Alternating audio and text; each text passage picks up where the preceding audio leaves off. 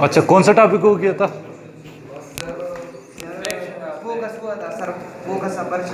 अच्छा, टर्मिनोलॉजी हो गई।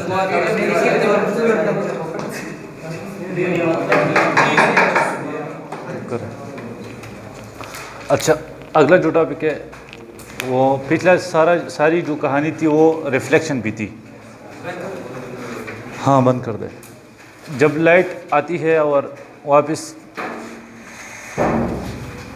हाँ बस, बाउंस बैक होती है, तो इस फिनोमेना को हम रिफ्लेक्शन कहते हैं और इसके लिए हम मिरर यूज़ करते थे, इस तरह ना।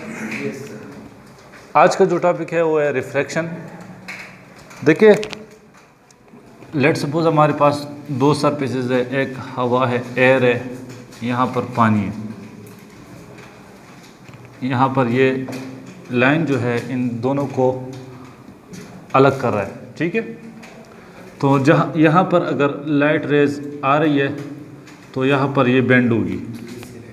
आप लोगों ने पेंसिल देखा है ना, पेंसिल इसी तरह, अगर एक बेकर है उसमें पानी है, पेंसिल इसी तरह दिखाई देता है। ये क्यों? ये रिफ्रैक्शन की वजह से, रिफ्रैक्शन की वजह से। समझ आ रही है? अच्छा, रिफ्रैक्शन क्यों होती है? ये इसलिए होती है कि इस मटेरियल मीडियम का, हवा जो है, इसका डेंसिटी अलग है, इसकी डेंसिटी मुख्तलिफ है। यहाँ पर जो ये वाटर है इसकी डेंसिटी अलग है, मुख्तलिफ है। क्लियर है? अच्छा, यहाँ पर ये डेंसर है, इसकी डेंसिटी ज़्यादा है, यहाँ पर इसकी डेंसिटी कम है। अगर यहाँ पर मैं और चीज़ भी ऐड कर लूँ, या फॉर एग्ज़ाम्पल हाँ ऑयल है, तो उसकी डेंसिटी इन दोनों से ज़्यादा होगी, यहाँ पर बहुत ज़्यादा रिफ्लेक्शन होगी। क्लियर है?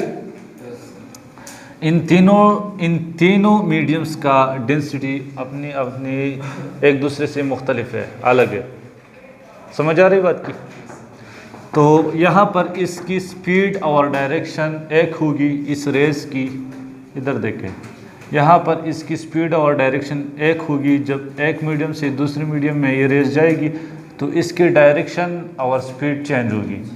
अब यहाँ से यहाँ पर आ रही है तो इसकी डायरेक्शन और स्पीड फिर से चेंज होगी, ठीक है।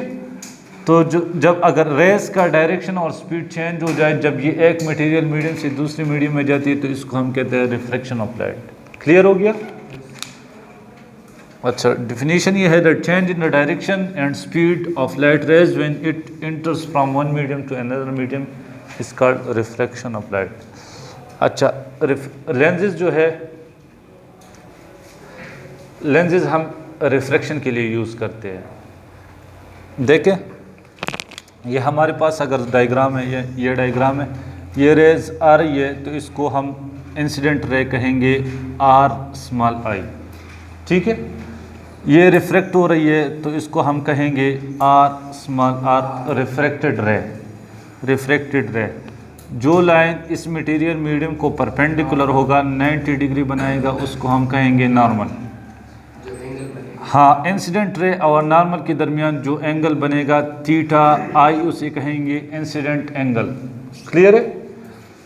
नॉर्मल और रिफ्रैक्टेड एंगल के दरमियान जो थीटा बनेगा उसको हम कहेंगे theta are, refracted angle.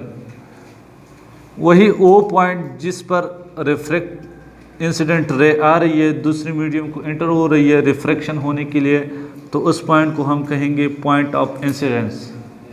Point of incidence. Terminology clear हो गई? यहाँ पर रेज आ रही है, दूसरे मीडियम में एंटर हो रही है रिफ्रैक्शन होने के लिए, तो जिस पॉइंट पर ये यहाँ पर टकराती है तो इसी पॉइंट को हम पॉइंट ऑफ इंसिडेंट कहते हैं। क्लियर हो गया? अच्छा, आगे क्या है? आगे है रिफ्रैक्टिव इंडेक्स।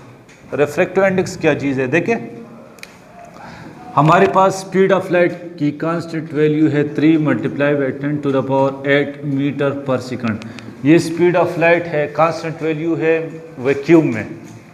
अगर लाइट वैक्यूम में जा रही है तो उसकी स्पीड ये होगी।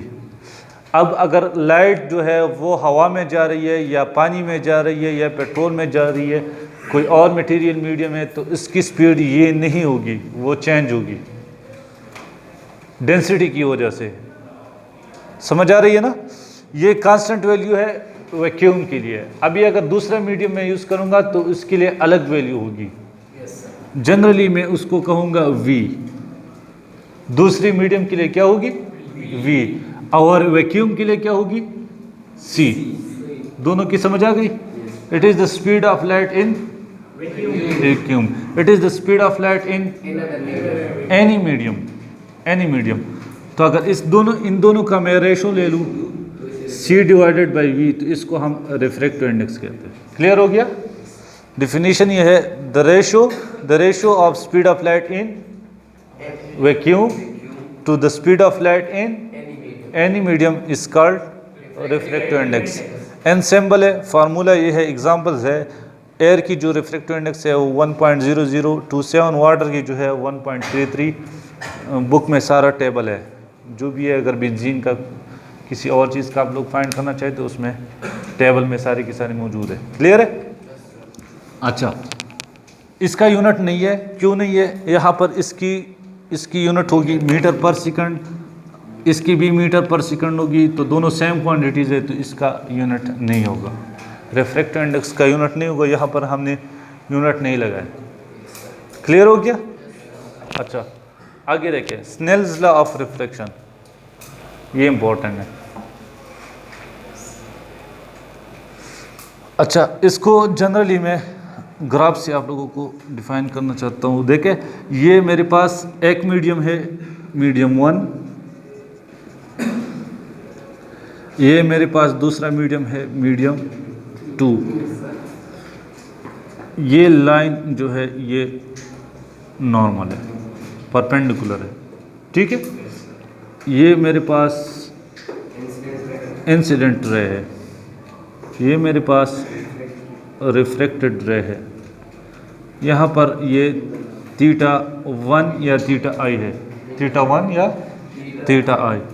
यहाँ पर ये थीटा 2 या थीटा आर है। इस मीडियम 1 की जो रिफ्रैक्टिव इंडेक्स होगी वो N1 होगी, मुख्तलिफ होगी।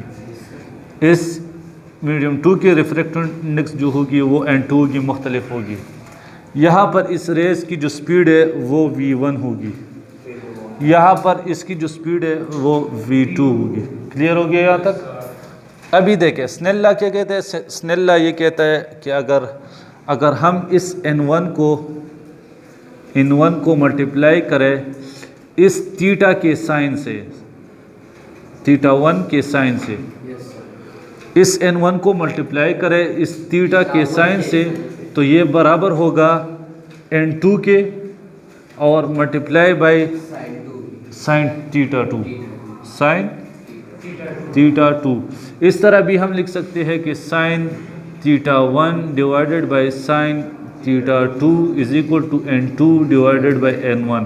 ये दोनों स्नेल्स लॉ की मैथमेटिकल फॉर्म है। डिफिनीशन क्या होगा? डिफिनीशन ये होगा कि देखिए, the product of the refractive index of first medium and the sine angle of incident will be equal to the product of refractive index of second medium and the sine of angle of refraction। Clear हो गया definition? इस तरह भी हम कह सकते हैं कि द रेशो, दूसरा डिफिनीशन ये स्नेल लॉ की, the ratio of sine of angle of incident to the sine of angle of refraction will be constant. ये कांस्टेंट होगी ना।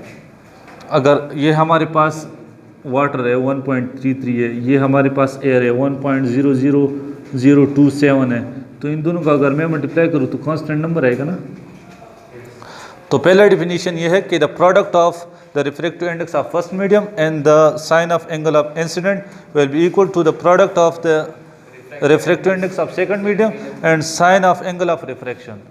या इसी तरह हम कह सकते हैं the ratio of sine of angle of incident to the ratio of sine of angle of refraction will be constant for pair of media. Clear हो गया यहाँ तक? अच्छा, स्टॉप कर ले।